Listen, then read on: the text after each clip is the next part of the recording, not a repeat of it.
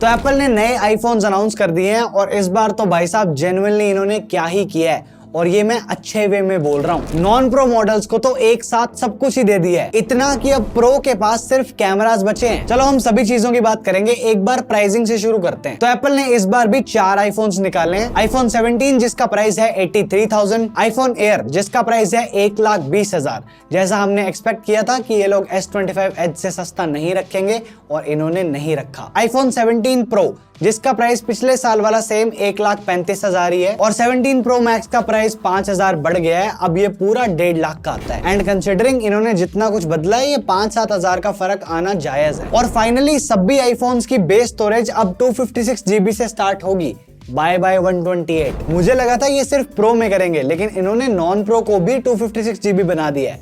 Great move. और in general non pro models तो पूरे ही ग्रेट मूव है। मैं बताता हूँ कैसे, क्योंकि अगर मैं आपको सिर्फ डिजाइन का ही बताऊं तो बहुत चीजें बदल गई हैं। हालांकि दिखने में ये बिल्कुल सेम आईफोन 16 जैसा ही है, लेकिन इसमें अब आपको 4-5 नए कलर्स मिल रहे हैं, lavender, says, mist blue, black और व्हाइट। और मेजर चेंज जो पूरे लाइनअप में ही आया है वो ये है कि इन्होंने ड्यूरेबिलिटी के लिए सिरेमिक शील्ड 2 को इंट्रोड्यूस कर दिया है, और ये पिछले वाले के कंपैरिजन में 3 टाइम्स ज्यादा स्क्रैच रेजिस्टेंट होगा। बेस मॉडल के डिजाइन में सिर्फ इतना ही बदलाव है, मेजर बदलाव आया है इसकी डिस्प्ले में। क्योंकि क्या है ना कि एप्पल ने नॉन प्रो मॉडल को कभी इतनी ज्यादा अहमियत दी नहीं कि हम भी उस पर इतना ज्यादा ध्यान दें, लेकिन इस बार इन्होंने डिस्प्ले में सब कुछ ही डाल दिया है। सबसे पहले तो मुझे विश्वास नहीं हो रहा कि मैं ये कह रहा हूं, मेरा मुंह तरस गया था ये कहने के लिए। इन्होंने बेस आईफोन्स में 120 हर्ट्ज प्रो मोशन डिस्प्ले डाल दी है। उसके बाद इन्होंने उसमें ऑलवेज ऑन डिस्प्ले भी दे दी, यानी कि ये LTPS नहीं LTPO पैनल ही है। तीसरा, इन्होंने डिस्प्ले को नई सिरेमिक शील्ड 2 की कोटिंग दे दी। उसके बाद ये डिस्प्ले अब फाइनली एंटी रिफ्लेक्टिव भी है। सब लोग साहब को सलाम करो। बाकी इन जनरल डिस्प्ले की बात करें तो 6.3 इंचेस की होगी, और एप्पल ने थिन बॉर्डर्स भी मेंशन करा था, विच मींस कि बेजल्स भी कम हुए होंगे। मतलब मेरे को विश्वास नहीं हो रहा कि नॉन प्रो के डिस्प्ले को एक साथ इतने सारे अपग्रेड मिल गए हैं। ये किस दौर में आ गए हैं। इसके आगे बात करें तो आईफोन 17 में A19 चिप भी आ रही है। बधाई हो, पिछले साल वाला कूड़ा इस साल में लेके नहीं आए। तो इस A19 चिप में इन्होंने डिस्प्ले इंजन और न्यूरल इंजन दोनों को अपडेट कर दिया है। चिप अभी भी 3 नैनोमीटर वाले आर्किटेक्चर पे ही बनी है, क्योंकि TSMC ने धोखा दे रखा है। इसलिए अभी भी 6 कोर का CPU है, जिसमें से 2 परफॉर्मेंस कोर है और 4 एफिशिएंसी कोर्स है। और सेम पिछले साल की ही तरह 5 GPU कोर्स है, लेकिन ये A18 से 20% फास्टर है। इसके अलावा एप्पल ने इस सब के बारे में ज्यादा बात नहीं करी, क्योंकि क्या है कि आर्किटेक्चर सेम है, तो ज्यादा कुछ फर्क पड़ेगा नहीं। क्योंकि मेन पावर तब आती है जब ट्रांजिस्टर का साइज छोटा होता है, और इस 3 नैनोमीटर को 2 नैनोमीटर पे जाने में अभी 1 साल लगेगा। तो स्पीड्स में कोई मेजर बूस्ट नहीं आया है, ऑल्दो इतना भी काफी होता है। इसके अलावा एप्पल बैटरी के बारे में एज सच कुछ बोलता नहीं है, और इस बार भी इन्होंने वही किया है, ऑल डे बैटरी लाइफ बोल के छोड़ दिया है। बस कह रहे हैं कि आईफोन 16 के कंपैरिजन में 8 घंटे का ज्यादा वीडियो प्लेबैक मिलेगा। इस बात को बताने का आखिर सेंस क्या है। और चार्जिंग में भी इन्होंने कुछ मेंशन नहीं करा, सिर्फ इतना बोला है कि फास्टर वायर्ड चार्जिंग।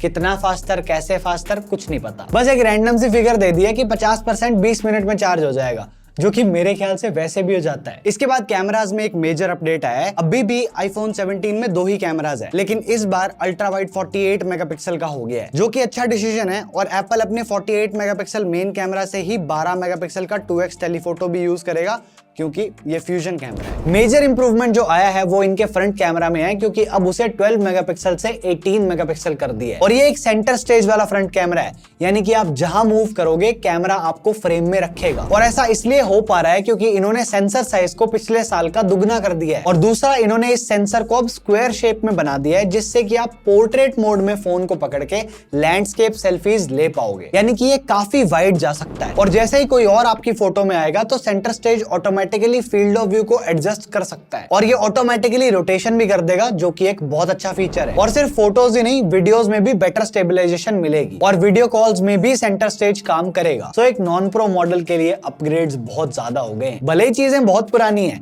लेकिन एप्पल के लिए तो ये चीजें नई हुई। अब हम आगे बढ़ते हैं आईफोन एयर की तरफ। हाँ, ये लोग इसे 17 एयर नहीं आईफोन एयर बुला रहे हैं, और ऑब्वियसली बात है कि ये सबसे पतला आईफोन है। ये 5.6 मिलीमीटर का है। इसका स्क्रीन साइज 6.5 इंचेस का होगा, और इसकी डिस्प्ले में भी नॉन प्रो आईफोन वाली सारी चीजें, जैसे कि 120 hertz, ceramic shield, always on display वगैरह वगैरह सब है। बस एक फर्क है कि इसमें सिरेमिक शील्ड पीछे की साइड पे भी लगा हुआ है, जिससे कि अब ये पुराने किसी भी आईफोन के कंपैरिजन में 4 गुना ज्यादा स्क्रैच रेजिस्टेंट बन गया है। और बेस 17 की तरह इसकी भी डिस्प्ले 3000 निट्स की पीक ब्राइटनेस तक जाती है। एक तो इसका जो फ्रेम है वो अभी भी ग्रेड 5 टाइटेनियम से बना है, क्योंकि इतनी पतली बॉडी है ना तो उसको स्ट्रेंथ टाइटेनियम ही दे सकता है। लेकिन इन्होंने वो टाइटेनियम की चमकने वाली मिरर्ड फिनिश रखी है विच सीम्स वेरी वियर्ड। ये मैट होता तो हमें इसे बार बार साफ नहीं करना पड़ता, but it is what it is. इसमें भी 4 नए कलर्स आएंगे, pace black, cloud white, light gold and sky blue, जो कि सिंपल इन्होंने पेस्टल ही रखे हैं, कुछ क्रेजी एक्सपेरिमेंट इन्होंने नहीं किया है। और सरप्राइजिंगली एप्पल ने इतनी कम स्पेस में भी A19 Pro के साथ जाने का सोचा है, ये जानते हुए कि ये हीट करेगा,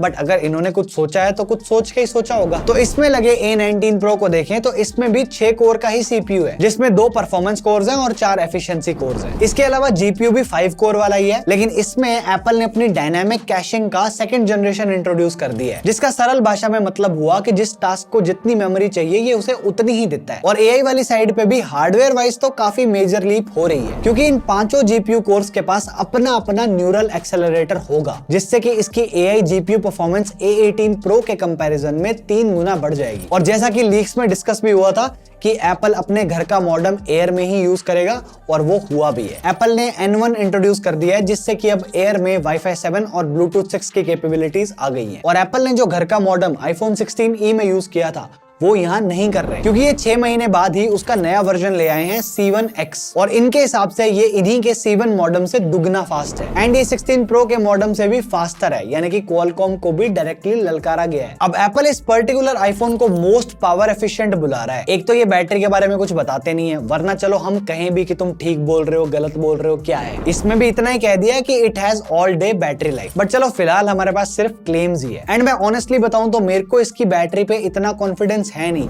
क्योंकि एप्पल ने इसके साथ ये पतला मैगसेफ भी निकाल दिया है, और एप्पल फिगर्स भी इसको जोड़ के बता रहा है कि जब आप इस एक्सेसरी को जोड़ दोगे तो आपको 40 घंटे का वीडियो प्लेबैक मिलेगा।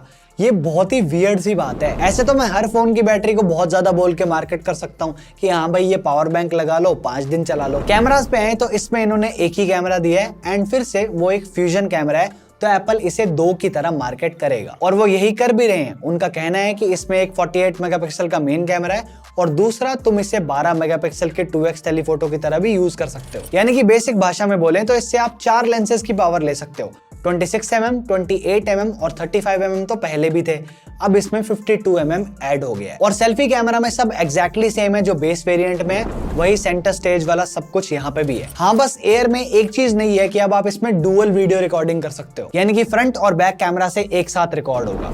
दूर है दुरुस्त है, लेकिन इस एयर का एक काफी बड़ा ड्रॉबैक है कि ये सिर्फ ई सिम मॉडल होगा। दुनिया में कहीं भी ये फिजिकल सिम स्लॉट के साथ में नहीं आएगा, तो इंडिया में इसकी ऑडियंस थोड़ी तो छोटी हो जाएगी। खैर, ये सब छोटे मोटे पतले फोन्स हैं, इनको छोड़ो।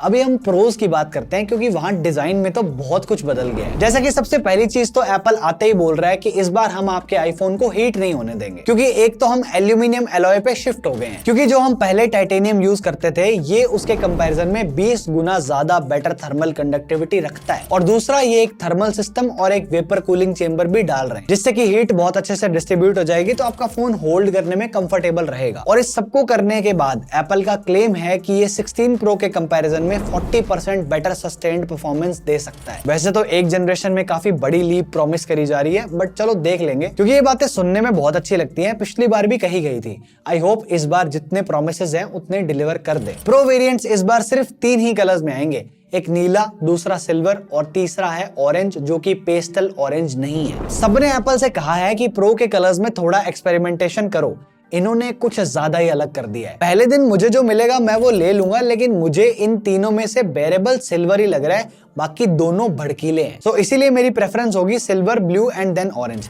बट मैं थोड़ा थोड़ा ब्लू की तरफ इंक्लाइन हो रहा हूँ, बाकी थोड़ी वीडियोस देखेंगे तो पता लग जाएगा। अब इसमें भी A19 Pro ही आएगा, लेकिन एयर के कंपैरिजन में इसमें एक GPU कोर एक्स्ट्रा मिल रही है, यानी कि एयर के कंपैरिजन में इसमें एक एक्स्ट्रा न्यूरल एक्सेलरेटर भी है, जिससे कि इसकी AI परफॉर्मेंस A18 Pro के कंपैरिजन में 4 गुना ज्यादा है। वैसे जितना ये परफॉर्मेंस बढ़ाते जा रहे हैं, इनका AI उतना अच्छा काम करता नहीं है। उम्मीद है कि उसमें भी कुछ बढ़ जाए, ताकि ये सारा हार्डवेयर किसी काम तो आ सके। बाकी इसमें भी पीछे सिरेमिक शील्ड 2 लगा हुआ है, और एंटी रिफ्लेक्टिव कोटिंग इसमें भी होगी। एक चीज जो इस बार काफी डिफरेंट हुई है वो ये है कि eSIM वाले प्रो मॉडल्स के साथ आपको बैटरी कैपेसिटी ज्यादा मिलेगी। अब एग्जैक्ट नंबर तो नहीं पता कि कितना फर्क आएगा, बट फर्क आएगा जरूर। एंड ये एक अच्छा स्टेप है, क्योंकि eSIM वाले मॉडल्स में जनरली वो फिजिकल सिम वाली स्पेस खाली ही रहती है। प्रोज के कैमरा पे है तो सेल्फी कैमरा बिल्कुल सेम वही 18 मेगापिक्सल का सेंटर स्टेज वाला ही है, और बैक कैमरा में अब सारे ही 48 मेगापिक्सल के हो गए हैं, एंड सभी फ्यूजन कैमराज हैं। तो गैस करो एप्पल क्या बोलेगा कि आपके पास कितने लेंसेज की पावर है, 4, 5? नहीं, एप्पल के हिसाब से इसमें आपको 8 लेंसेज मिलेंगे, जिससे आप 8 अलग अलग फोकल लेंस पे डायरेक्टली शूट कर सकते हो। मेनली जो टेलीफोटो है वो 4x है, यानी कि अब हम 5x से डाउनग्रेड कर चुके हैं। इसके आगे फिर ये इसे 8x टेलीफोटो बना देते हैं क्योंकि फ्यूजन कैमरा। और ये सेंसर पिछले 12 मेगापिक्सल के कंपैरिजन में 56% बड़ा है, तो डेफिनेटली पोर्ट्रेट्स की क्वालिटी में इंप्रूवमेंट आनी चाहिए। और इस सब के साथ साथ वीडियोस में एप्पल ProRes RAW भी लेके आ रहा है। तो ये था सारा iPhone 17 लाइनअप एंड बहुत लंबे टाइम के बाद एप्पल ने सॉफ्टवेयर से ज्यादा हार्डवेयर पे फोकस किया है और चेंजेस भी बहुत अच्छे हुए हैं। बेस मॉडल तो पूरा ही वर्थ इट बन चुका है। बाकी चलो 19 को खरीद के बात करेंगे। अभी के लिए मेरा हो गया। This is it from my side. Thank you so much for watching. I am Devanshu and I am on leave till the next one. Bye bye.